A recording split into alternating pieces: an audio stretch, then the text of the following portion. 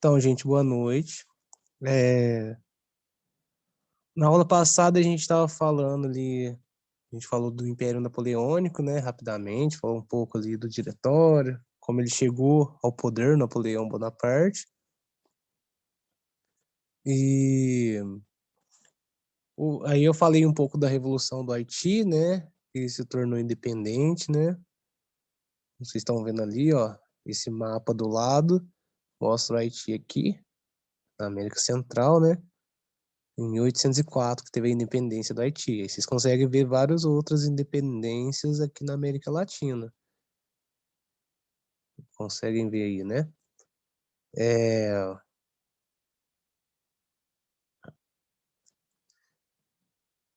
Aí, eu cheguei a falar dos Estados Unidos, não, né? Só falei do Haiti, né?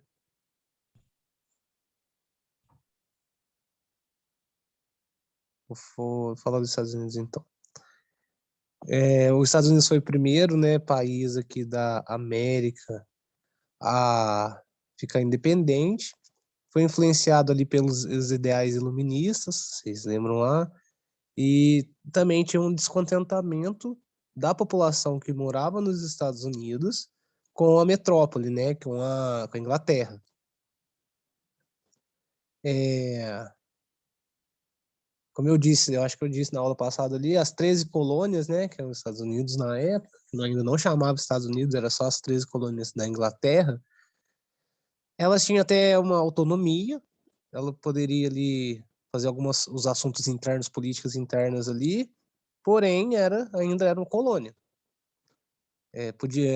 Lá dentro poderia se eleger alguns representantes, né, para a Assembleia e etc. Só que aí, como eu acho que eu cheguei dizendo na aula passada, que essa relação do que seria, né, as 13 colônias, vai ser no futuro os Estados Unidos com a Inglaterra, é, começa a se enfraquecer, porque a Inglaterra começa a proibir que os Estados Unidos criassem, então, as 13 colônias ali criassem, implantassem fábricas que fizesse algum tipo de concorrência com as fábricas lá na Inglaterra. Eles não queriam concorrência ali. Então, acabou que no final da Guerra dos Sete Anos, né, que estava acontecendo entre a França e a Inglaterra, entre os anos de 1756 e 1763, eu não vou falar muito dessa guerra porque não cai tanto assim, mas no final dessa guerra que estava tendo ali entre a França e a Inglaterra, e a Inglaterra saiu ali em péssima situação financeira, né? Teve um baque. Então a Inglaterra, como saiu ali mais fraca, acabou aprovando essa lei, né? Que deu mais impostos ainda para as colônias, né? Lá das 13 colônias que seriam os Estados Unidos. E aí proibiu também que esses colonos vendessem qualquer coisa nos Estados Unidos para outro país a não ser a Inglaterra. Só que as 13 colônias se não concordaram com isso e se manifestaram, né?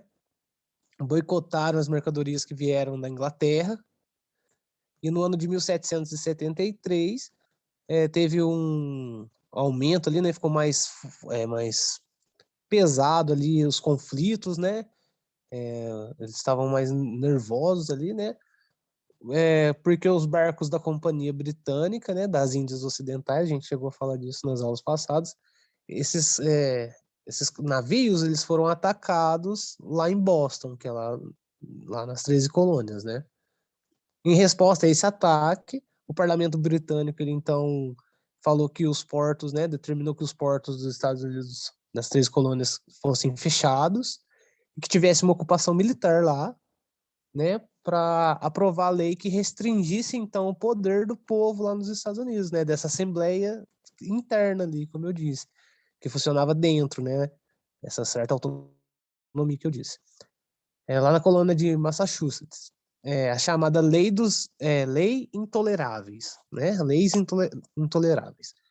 E aí no ano de 1774 aconteceu o primeiro congresso continental que reunia representantes de todas as colônias, né, ali das 13 colônias dos Estados Unidos, que seriam os Estados Unidos, viriam a ser no futuro.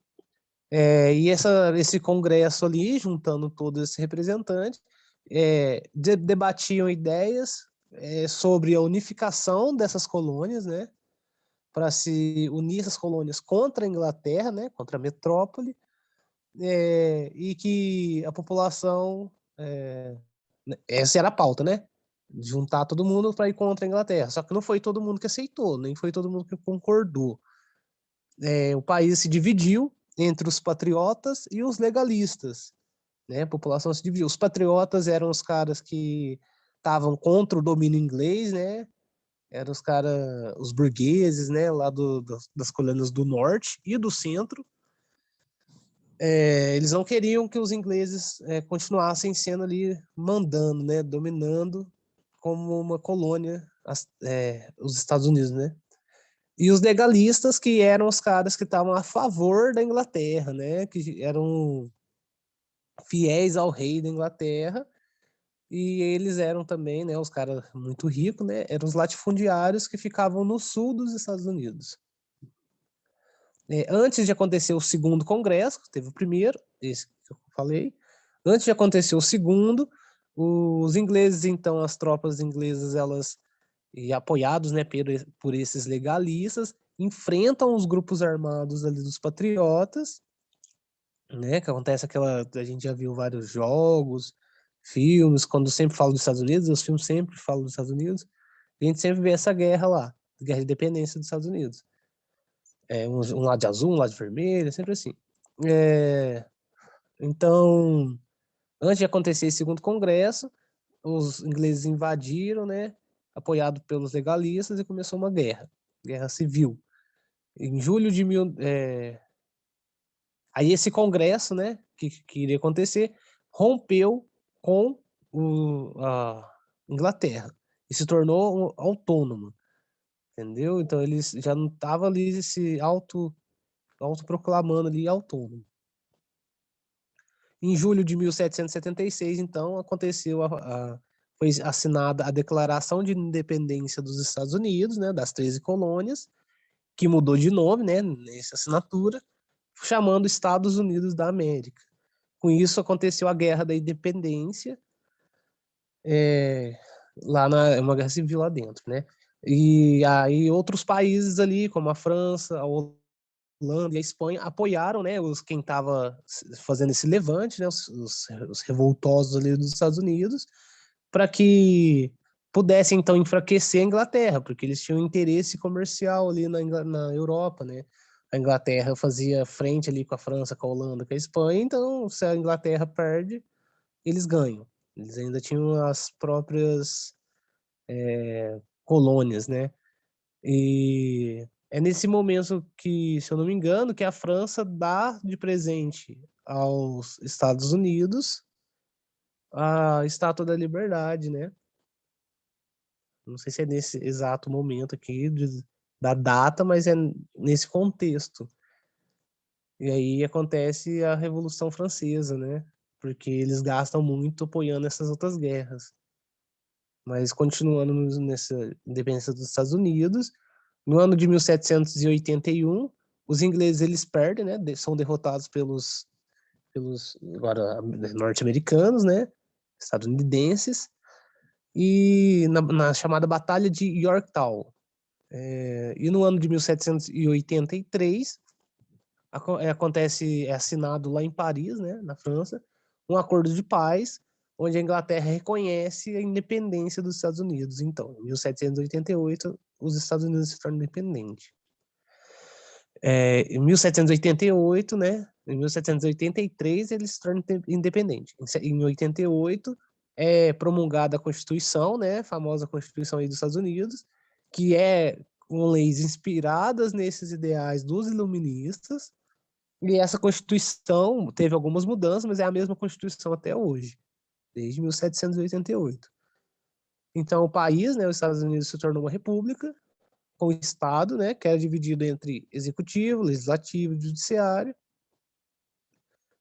Estabeleceu ali, então, uma soberania popular, né, como a fonte do poder, além de reconhecer, então, os direitos do povo, né, os direitos civis e políticos das pessoas ali, dos cidadãos, Também reconheceu a liberdade religiosa, você poderia ser a religião que você quiser, e a liberdade de opinião, você poderia ter sua opinião, né?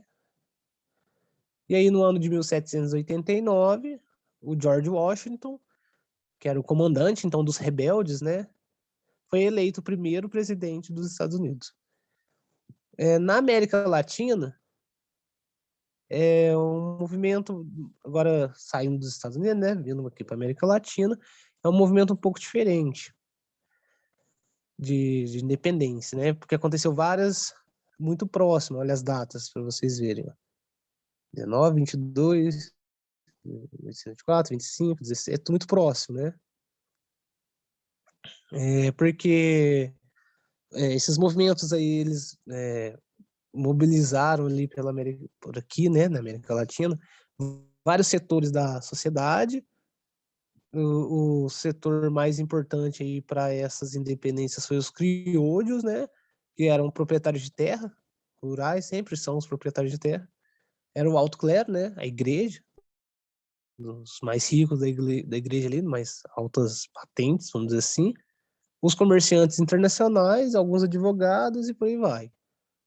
Também tinham alguns camponeses, alguns militares, indígenas e alguns mestiços, né, que estavam ali apoiando esses movimentos de revolução, né, de independência, não eram os crioulos.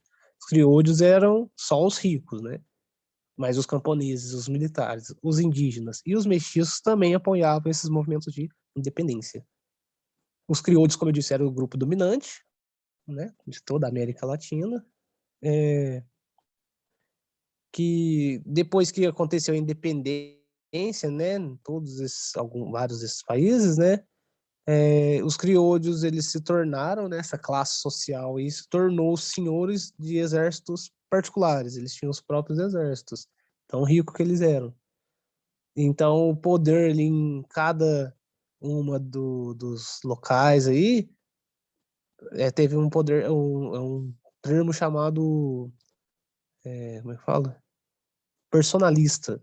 É um tipo de política que tem a cara de quem está fazendo, né? A cara do governante ali. Então, acaba que na América Latina tem várias revoltas, independências. Eu não vou entrar uma por uma, porque muitos países, né? No Brasil, vocês já estudaram provavelmente com o professor de História do Brasil. Então, não vou entrar em detalhes aqui, porque eu acho que alguma hora ou outra eu vou acabar voltando.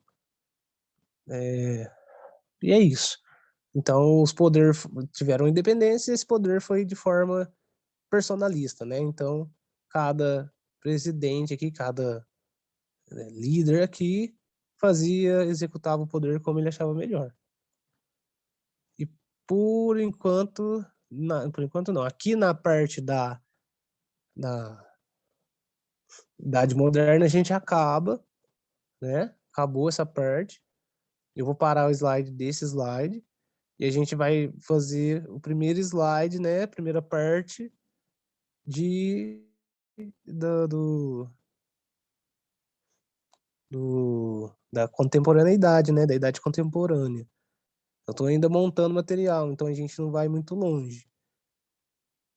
Deixa eu só compartilhar aqui.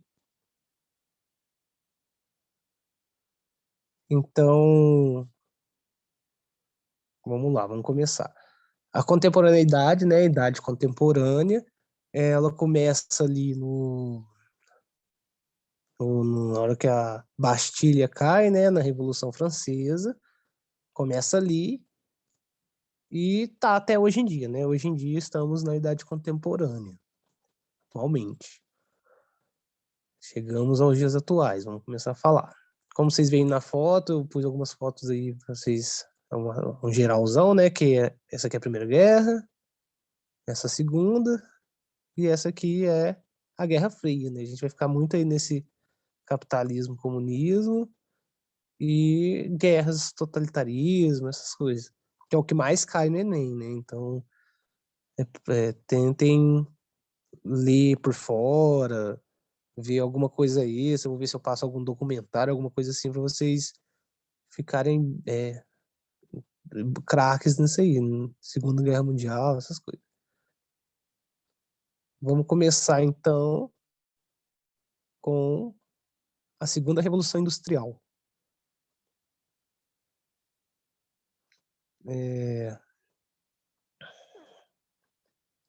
Segunda Revolução Industrial, né? Como a gente estava vendo ali na Idade Moderna, teve a primeira Revolução Industrial, né, que foi do vapor. Essa aqui já é a das máquinas, né? Um pouco tudo muda, né?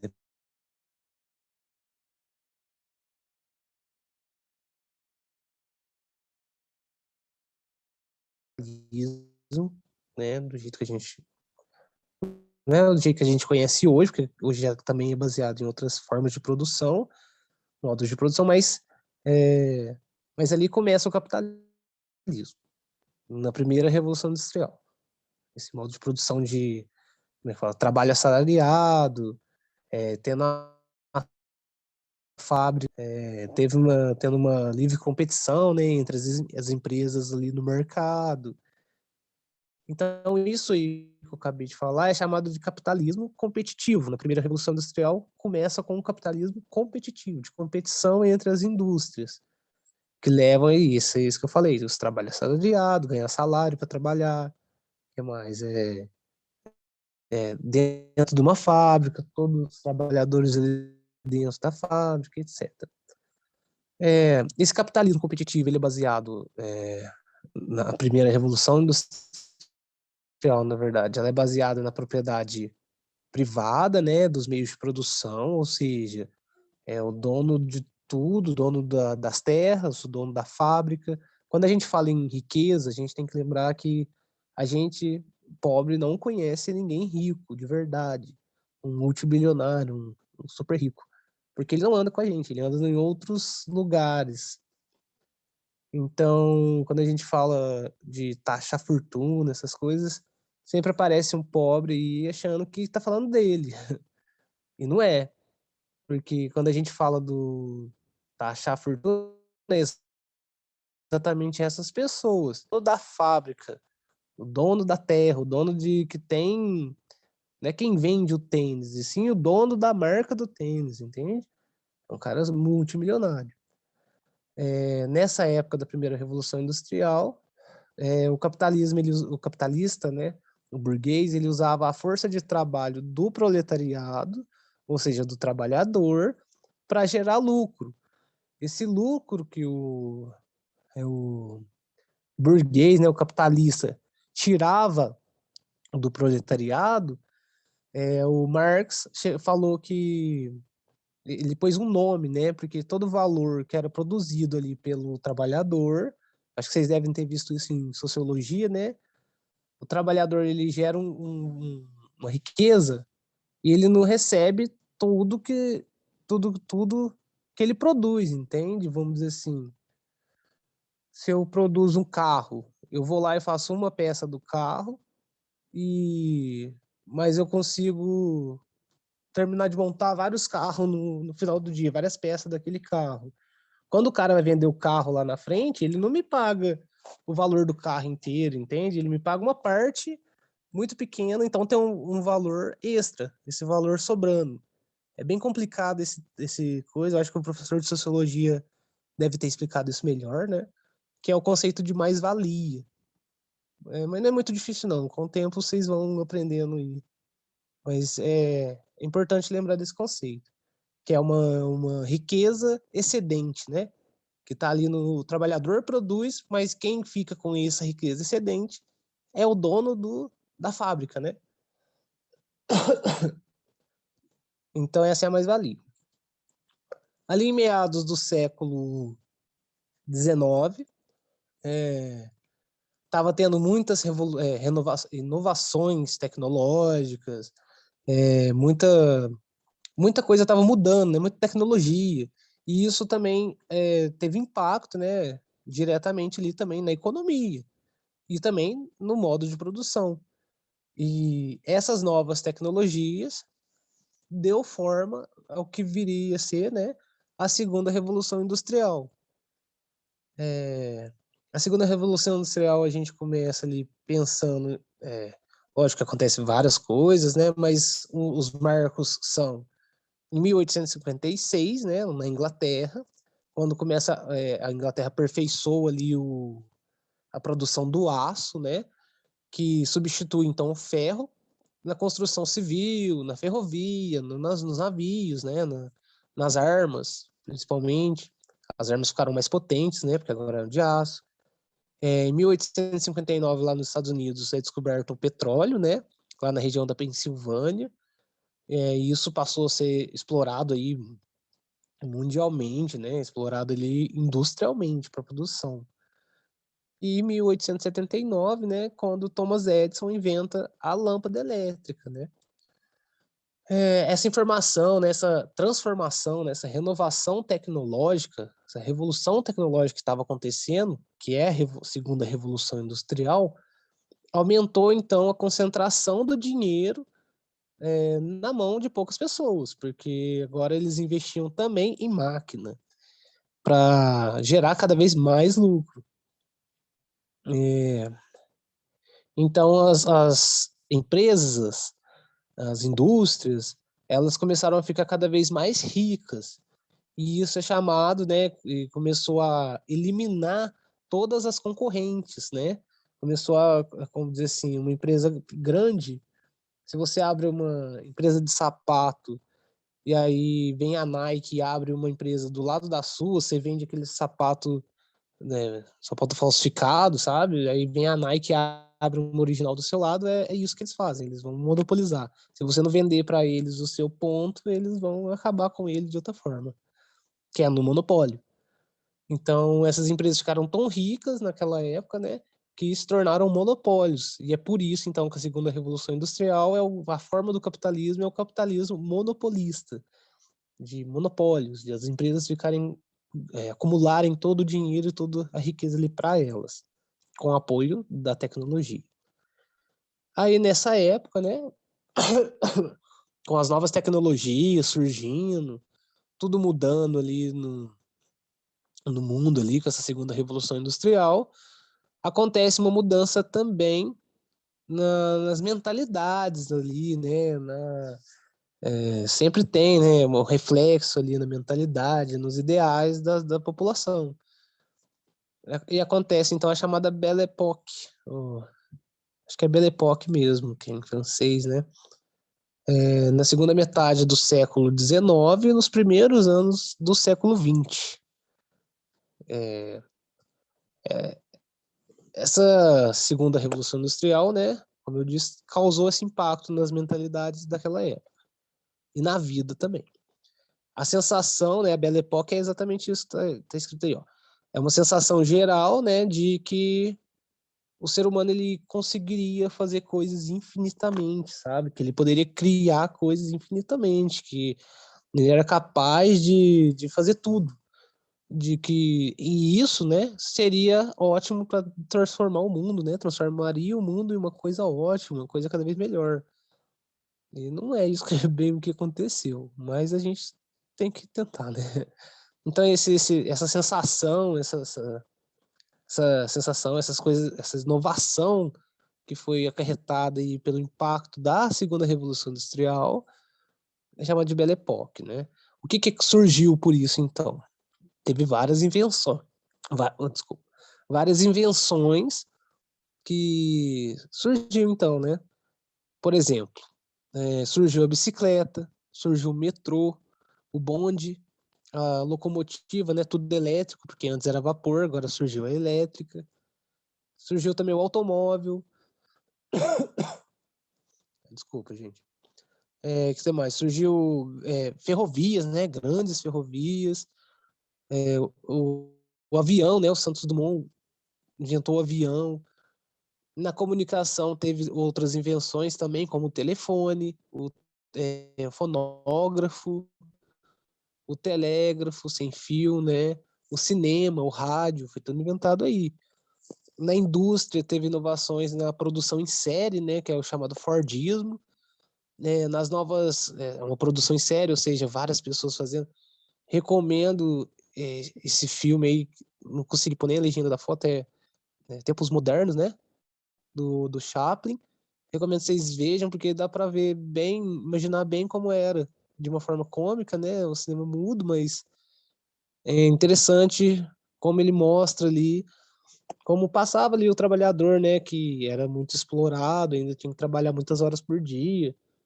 Então ele fica ali, essa divisão do trabalho também dele tá fazendo uma coisa, só uma peça só de uma coisa maior, né? Que mais foi inventado então?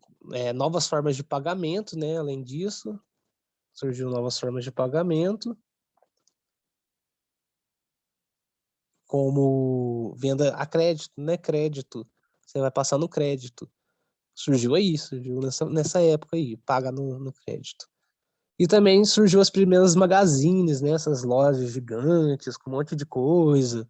Surgiu também aí na Belle Époque, né? Reflexo da segunda revolução industrial.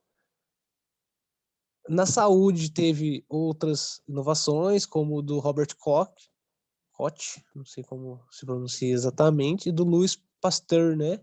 Que descobriram as doenças eram causadas então por agentes infecciosos, né? Que eram microscópicos, eles descobriram essas coisas. E que também, né, até o ano ali de 1890, já tinham identificado na saúde vários agentes de doença, né, como da tuberculose, cólera, febre, coisas que eles não sabiam até então. Desenvolveu também vacina, surgiu o antisséptico, né, para fazer, que foi essencial ali para impedir infecção, coisa que não acontecia, tinha muita infecção, né? E o anestésico também, que fez acontecer também cirurgias mais demoradas. Além de aliviar a dor, agora poderia fazer cirurgia de 10 horas, que não era possível, a pessoa morria de dor antes. É, gente, eu acho que é isso, que eu ainda não montei, ó, o outro. Então, vou ver se vocês quiserem falar alguma coisa. Teve a briga lá com os irmãos que jogaram o avião lá. Eu esqueci o nome deles. Não lembro. Com W, eu acho. Sei lá, surgiu esses caras também, né? Fizeram a catapulta lá. Então, gente, por hoje é só. Porque eu ainda não tenho o material pronto. Então a gente para por aqui. E na próxima aula eu volto com o material mais completinho, mais bonitinho, pra gente continuar, tá bom? Então, boa noite e obrigado pela atenção de vocês, gente. Até a próxima aula.